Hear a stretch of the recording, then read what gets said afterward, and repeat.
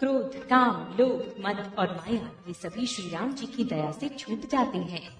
वो नटराज भगवान जिस पर प्रसन्न होता है, वो मनुष्य इंद्रजाल माया में नहीं भूलता। हे उमा, मैं तुम्हें अपना अनुभव कहता हूँ, हरि का भजन ही सत्य है। ये सारा जगत तो स्वप्न की भांति झूठा है। फिर प्रभु श्री राम जी पंपा नामक सुंदर और गहरे सरोवर के तीर पर आए। उसका जल संतों के हृदय जैसा निर्मल है। मन को हरने वाले सुंदर 4 घाट बंधे हुए हैं। भांति भांति के पशु जहाँ तहाँ जल पी रहे हैं, मानो उदारदानी पुरुषों के घर याचकों की भीड़ लगी हो। घने पुरियनों कमल के पत्तों की आड़ में जल का जल्दी पता नहीं मिलता। जैसे माया के ढके रहने के कारण निर्गुण ब्रह्म नहीं दिखता, उस सरोवर के अत्यंत अथाह जल में सब मछलियां सदा एक रस एक समान सुखी रहती हैं। जैसे धर्मशील पुरुषों के सब दिन सुखपूर्वक बीतते हैं, उसमें रंग बिरंगे कमल खिले हुए हैं। बहुत से भौरे मधुर स्वर से गुंजार कर रहे हैं। जल के मुर्गे और राजहंस बोल रहे हैं, मानो प्रभु को देखकर उनकी प्रशंसा कर रहे हों। चक्रवात, बगुले आदि पक्षियों का समुदाय देखते ही बनता है, उनका वर्णन नहीं किया जा सकता। सुंदर पक्षियों की बोली बड़ी सुहावनी लगती है, मानो रास्ते में जाते हुए पथिक को बुलाए लेती हो। उस झील पंपा सरोवर के समीप मुनियों ने आश्रम बना रखे हैं, जिसके चारों ओर वन के सुंदर वृक्ष हैं। चंपा, मौलसिरी, कदम, तमाल, पाटल, कटहल, ढाक और आम आदि बहुत प्रकार के वृक्ष नए नए पत्तों और सुगंधित पुष्पों से युक्त हैं, जिन पर भौरों के समूह गुंजार कर रहे हैं। स्वभाव से ही शीतल, मंद, सुगंधित एवं मन को हरने वाली हवा सदा बहती रहती है। कोयले कुहू कुहू का शब्द कह रही हैं।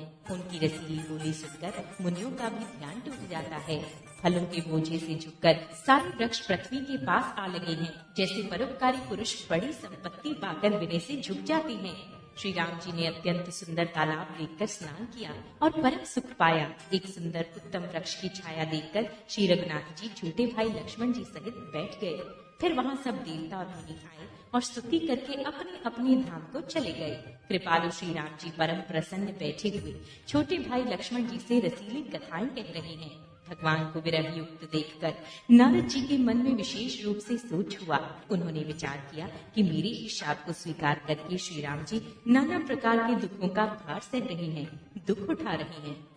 ऐसे भक्त वत्सल प्रभु को जाकर देखूं, फिर ऐसा अवसर न बन आवेगा। ये विचार कर नारद जी हाथ में वीणा लिए हुए वहाँ गए, जहाँ प्रभु सुखपूर्वक बैठे हुए थे।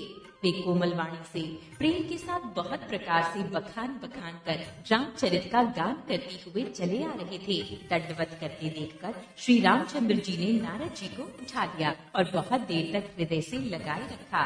फिर स्वागत कुशल पूछकर पास बैठा लिया।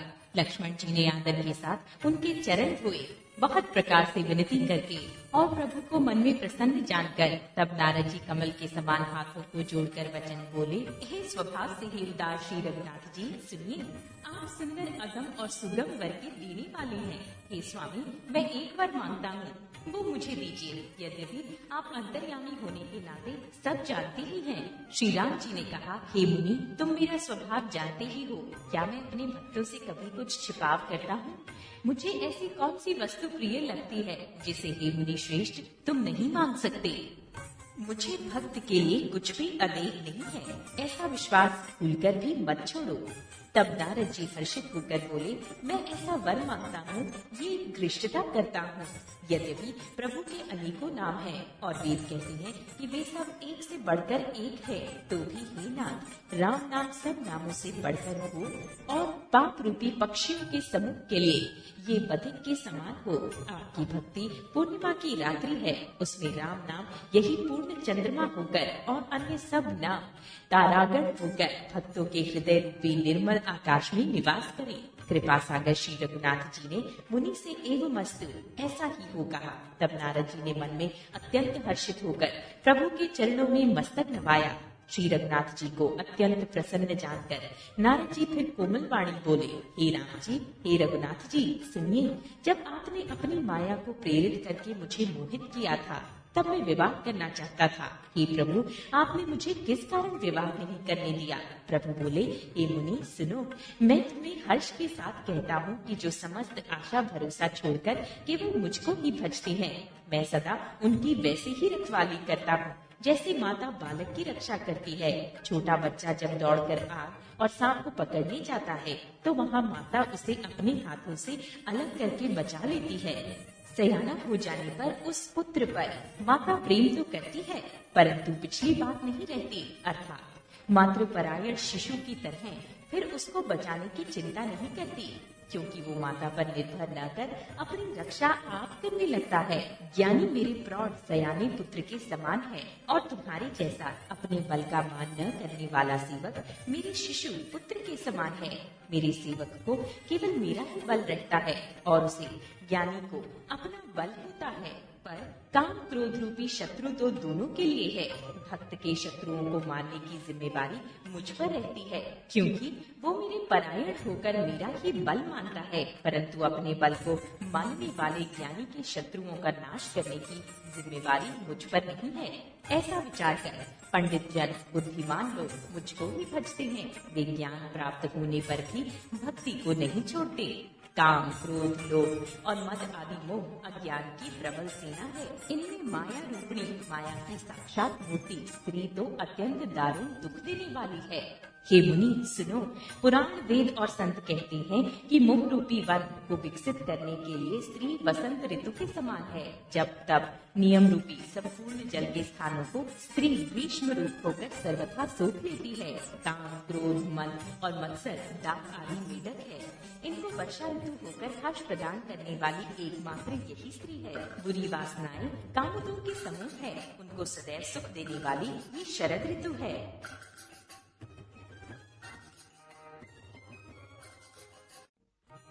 समस्त धर्म कमलों के झुंड हैं, ये नीच विजय जन्य सुख देने वाली स्त्री हिमृतु होकर उन्हें जला डालती है। फिर ममता रूपी जवास का समूह वन स्त्री रूपी शिशिर ऋतु को पाकर हरा भरा हो जाता है। पाप रूपी उल्लुओं के समूह के लिए ये स्त्री सुख देने वाली घोर अंधकार में रात्रि है। बुद्धि बल शील और सत्य ये सब मछलियां हैं और उनको फंसाकर नष्ट करने के लिए स्त्री बंसी के समान है। चतुर पुरुष ऐसा कहते हैं। युवती स्त्री अवगुणों की मूल पीड़ा देने वाली और सब दुखों की खान है। इसलिए हे मुनि, मैंने जी में ऐसा जानकर तुमको विवाह करने से रोका था।